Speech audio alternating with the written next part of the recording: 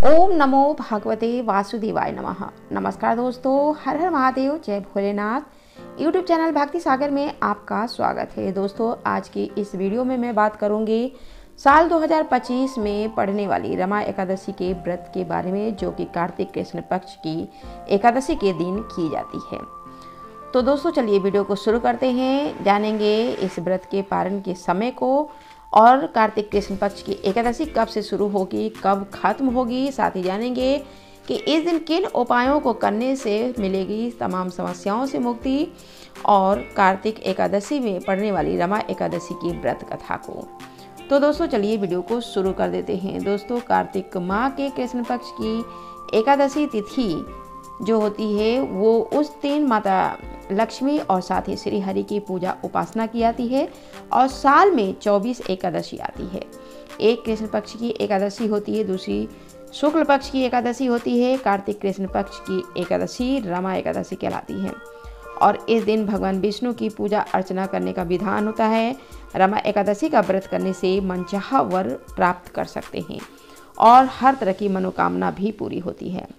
पंचांग के अनुसार एकादशी तिथि की शुरुआत 16 अक्टूबर की सुबह 10:35 होगी और 17 अक्टूबर की सुबह 11:12 पे समापन होगा।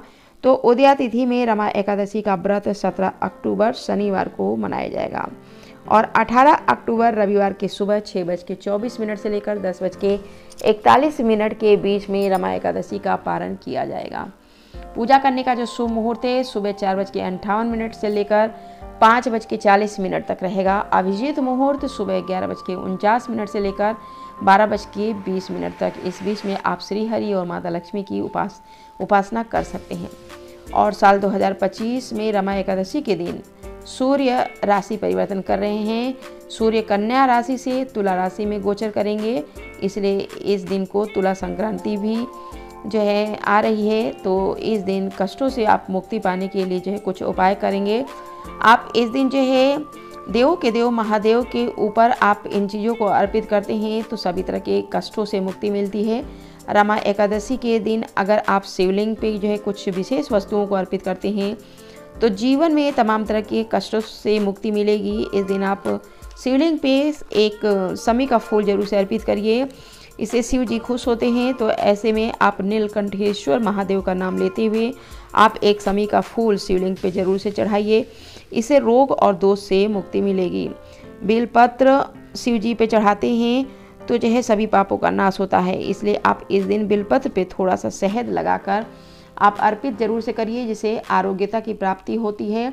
और इस दिन शिवलिंग पे आप कच्चे चावल में आप काला तेल मिलाकर शिवलिंग को अर्पित कर दीजिए। इसको चढ़ाने के बाद आप इसको आप किसी ज़रूरतमंद व्यक्ति को दान कर सकते हैं। इस उपाय को करने से आप शनि दोष से तो मुक्ति मिलेगी ही, साथ ही जो है अगर निगेटिव एनर्जी है उससे भी आप छुटकारा पा सकते हैं।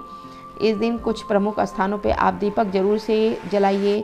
इन स्थानों पे अगर आप दीपक जलाते हैं तो धन संपदा में वृद्धि होगी। इस दिन आप एक दीपक तुलसी मैया के पास जलाइए, तुलसी जी की 11 बार परिक्रमा करिए, इससे धन समृद्धि बनी रहेगी, साथ ही पारिवारिक क्लेश से भी मुक्ति मिलेगी।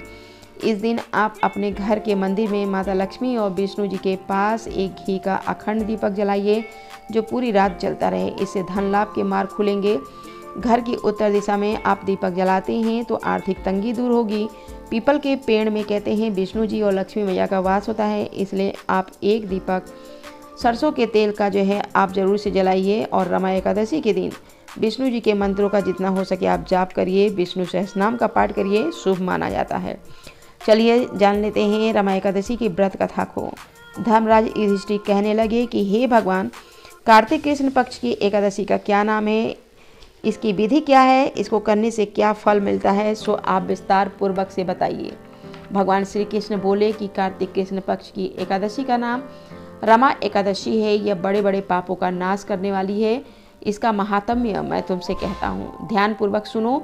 हे राजन, प्राचीन काल में मुचुकुंद नाम का एक राजा था। उसकी इंद्र के साथ मित्रता थी, और साथ ही यम, कुबेर, वरुण, विभूषण भी उसके मित्र थे। यह राजा बड़ा ही धर्मात्मा, विष्णु भक्त और न्याय के साथ राज करता था। उस राजा की एक कन्या थी जिसका नाम चंद्रभागा था। उस कन्या का विवाह चंद्रसेन के पुत्र शोभन के साथ हुआ। एक समय शोभन ससुराल आया। उन्हीं दिनों जल्दी ही पुण्यदायिनी रमा एकादशी भी आने वाली थी।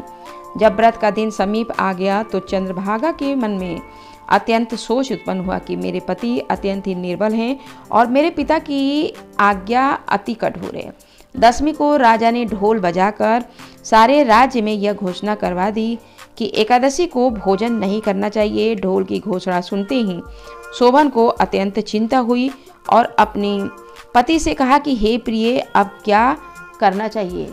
मैं किसी भी प्रकार का भूख सहन नहीं कर सकता। ऐसा उपाय बतलाओ जिससे मेरे प्राण बच सकें, अन्यथा मेरे प्राण अवश्य चले जाएंगे। चंद्रभागा कहने लगी कि हे स्वामी, मेरे पिता के राज्य में एकादशी के दिन कोई भी भोजन नहीं करता है।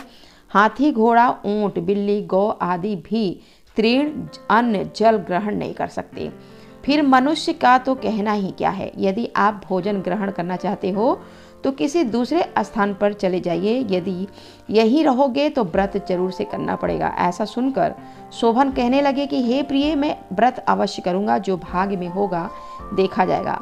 धर्मराज युधिष्ठिर द्वारा कार्तिक कृष्ण पक्ष की एकादशी का नाम, इसकी विधि तथा उसका फल कैसे मिलता है विस्तार पूर्वक जो है बताइए। ऐसा पूछने पे भगवान श्री कृष्ण बोले कि कार्तिक कृष्ण पक्ष की एकादशी का नाम रमा है और यह बड़े बड़े पापों का नाश करने वाली है। ऐसा विचार करके शोभन ने इस व्रत को तो रख लिया और वह भूख और प्यास से अत्यंत ही पीड़ित होने लगा। जब सूर्य नारायण अस्त हो गए और रात्रि जागरण का समय आया तो वैष्णवों में अत्यंत ही हर्ष देने वाला था, जो कि परंतु शोभन के लिए अत्यंत ही दुखदायी था। प्रातःकाल होते ही शोभन के प्राण निकल गए। तब राजा ने सुगंधित काष्ठ से उसका दाह संस्कार करवाया, परंतु चंद्रभागा ने जो है अपने पिता की आज्ञा से अपने शरीर को दग्ध न कर सकी और शोभन की अंत्येष्टि क्रिया के बाद अपने पिता के घर में ही रहने लगी। रमा एकादशी के प्रभाव से शोभन को मंदराचल पर्वत पे धन धान से युक्त तथा बंधुओं रहित एक सुंदर देवपुर प्राप्त हुआ। वह अत्यंत ही सुंदर रत्न और वैदुर्य मणि जड़ित स्वर्ण के स्वयं खंभों पे जो है निर्मित था और अनेक प्रकार के स्फटिक मणियों से सुशोभित भवन में बहुमूल्य वस्त्र भूषणों तथा छत्र व चंवर से विभूषित गंधर्व और अप्सराओं से युक्त सिंहासन पे आरूढ़ ऐसा शोभन जय शोभायमान हो रहा था, मानो दूसरा इंद्र विराजमान हो।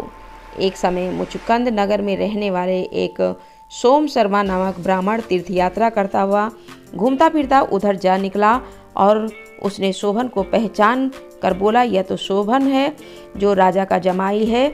शोभन उसके निकट गया। शोभन भी उसे पहचान कर अपने आसन से उठकर उसके पास गया और प्रणाम करके कुशलता जय पूछी। ब्राह्मण ने कहा कि राजा मुकुंद और उसकी पत्नी कुशल हैं, नगर में ही सब प्रकार से कुशल हैं, परंतु हे राजन, हमें तो आश्चर्य हो रहा है कि आप अपना वृतांत कहिए कि ऐसा सुंदर नगर जो कभी न देखा होगा न सुना होगा आपको कैसे प्राप्त हुआ। तब शोभन बोला, कार्तिक कृष्ण पक्ष की रमा एकादशी को व्रत करने से मुझे यह नगर प्राप्त हुआ है, परंतु यह अस्थिर है, यह स्थिर हो जाए ऐसा उपाय कीजिए। ब्राह्मण कहने लगा कि हे राजन, यह स्थिर तो क्यों नहीं है और कैसे स्थिर हो सकता है, आप बताइए, फिर मैं अवश्य यह उपाय करूंगा। मेरे इस बात को आप मिथ्या न समझिए। शोभन ने कहा कि मैंने इस व्रत को श्रद्धा रहित होकर किया है, अतः यह सब कुछ अस्थिर है। यदि आप मुचुकंद की कन्या चंद्रभागा को जो है यह सब बात बताकर कहें तो जो है वेदांत इस बात को बताइए कि जो है तो यह राज्य स्थिर हो जाएगा। ऐसा सुनकर उस श्रेष्ठ ब्राह्मण को अपने नगर लौट और जो है चंद्रभागा से सब वेदांत कह सुनाया। ब्राह्मण के वचन सुनकर चंद्रभागा बड़ी ही प्रसन्नता से ब्राह्मण से कहने लगी, हे ब्राह्मण, ये सब बातें आपने प्रत्यक्ष देखी है या स्वप्न की बातें बता रहे हैं? ब्राह्मण कहने लगा कि हे पुत्री, मैंने महावन में तुम्हारे पति का प्रत्यक्ष रूप देखा है, साथ ही किसी से विजय न हो ऐसा देवताओं के नगर के समान उसका नगर भी देखा है। उन्होंने यह भी कहा है कि यह स्थिर नहीं है, जिस प्रकार स्थिर रहे सो उपाय करना चाहिए। चंद्रभागा कहने लगी कि हे विप्र, तुम मुझे वहाँ ले चलो। मुझे पति देव के दर्शन की तीव्र लालसा है। मैं अपने किए हुए पुण्य से उस नगर को स्थिर बना दूंगी। आप ऐसा कार्य कीजिए जिससे उसका हमारा संयोग हो सके, क्योंकि वियोगी को मिला देना महापुण्य होता है। सोमसर्वा यह बात सुनकर चंद्रभागा को लेकर मंदराचल पर्वत के समीप वामदेव ऋषि के आश्रम पर गया।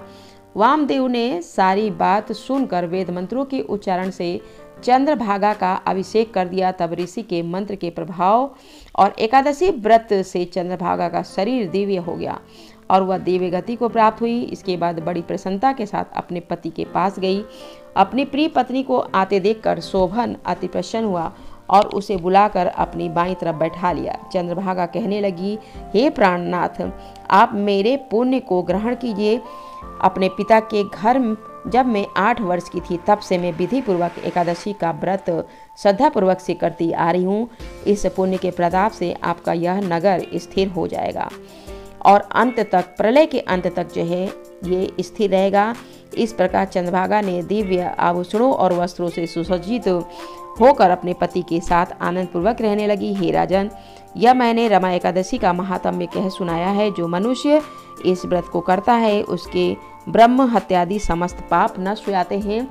कृष्ण पक्ष और शुक्ल पक्ष की एकादशियाँ समान होती हैं, इसमें कोई भेदभाव नहीं होता है, दोनों समान फल देती हैं। जो मनुष्य इस महात्म्य को पढ़ता है या सुनता है उसके समस्त पाप नष्ट हो जाते हैं और विष्णु लोक में जगह पाता है।